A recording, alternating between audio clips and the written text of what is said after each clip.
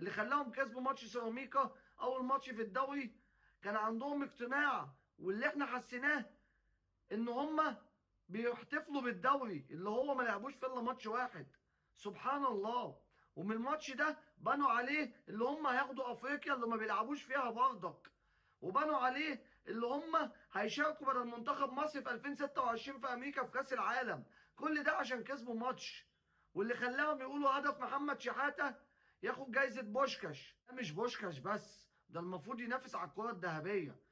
الجون اللي انت فرحان فيه ده قفشه جايبه من كام سنه في المقصه.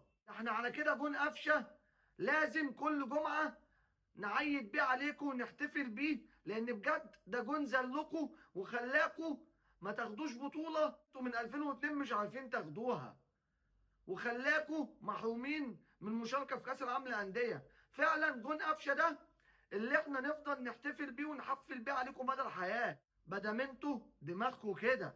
وانا عذرك اللي بقول لك قفا زيزو هيفضل الاقوى في تاريخك، مع انك انت واخد قفاين قبليه، واحد بتاع امام عاشور وواحد بتاع بن شرقي. بس انا بقول لك قفا زيزو اللي حرفيا قطمك وكسر ظهرك.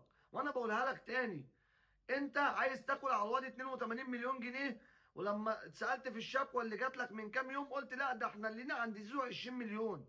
يا ابني انت اللاعب سابك